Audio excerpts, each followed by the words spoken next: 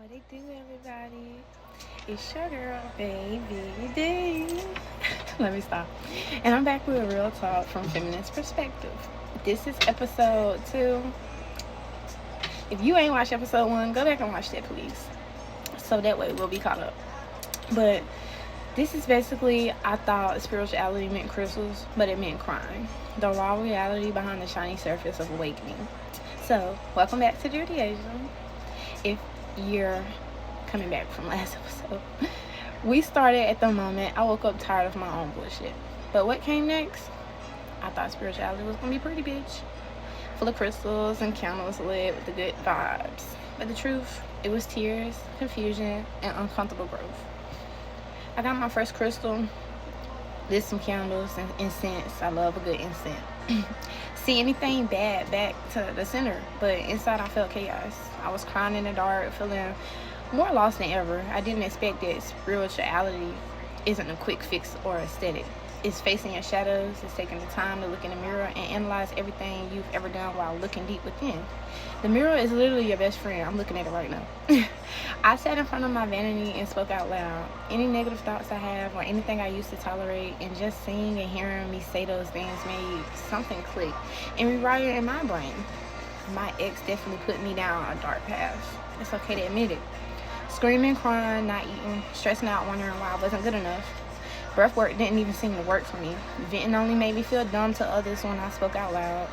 And I felt so misunderstood and alone in a world full of people who loved me or portrayed that they loved me anyway. Spiritual awakening is often misunderstood as just good energy or manifesting, but it's actually about the healing pain, trauma, and inner wounds.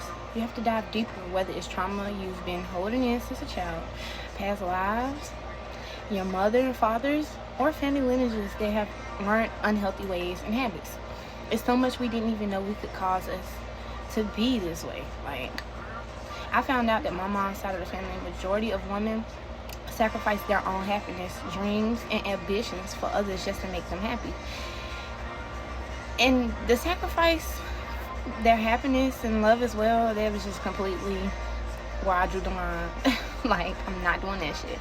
I was out and I'm putting my foot down. And then my dad's side of the family, they learned some unhealthy behaviors as well. The men have scare tactics where they try to use their voice as strength because they are emotionally weak. The women do it too.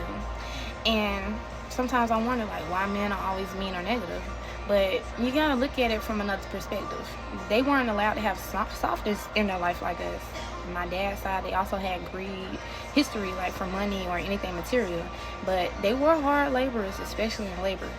Knowing that all these traumas can do this, that's where you can pinpoint the issues and problems, and you can heal yourself the proper way by knowing these past things or just learn toxic traits.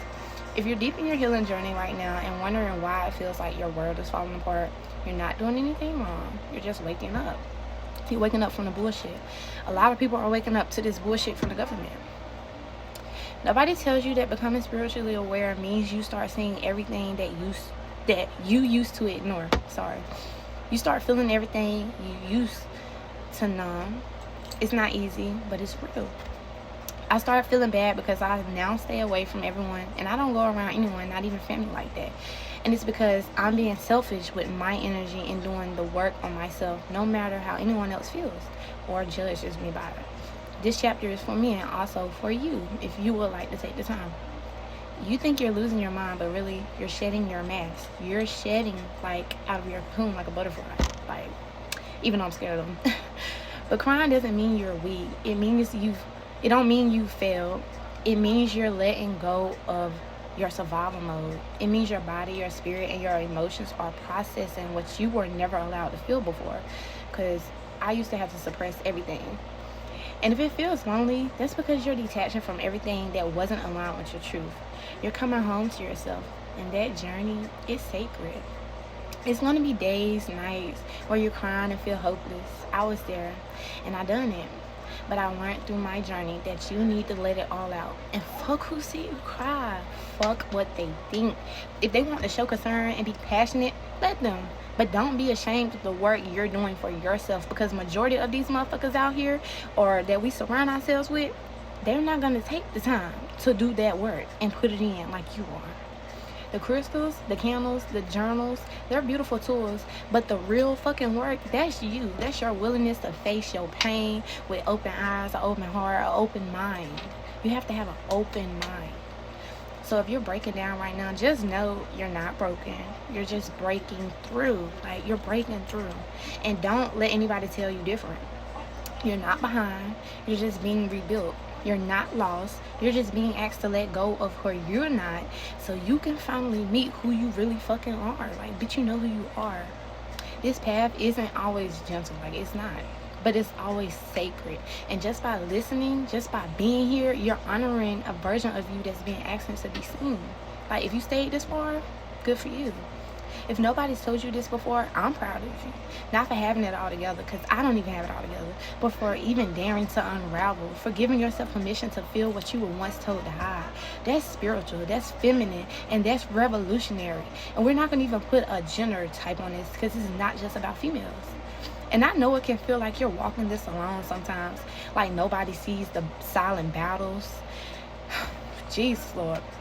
And you're not alone here. I'm telling you, there's a sisterhood forming in this very moment, in every breath, in every tear, in every soft decision to keep going. And I'm creating it right here. This is a safe space. You don't have to heal perfectly.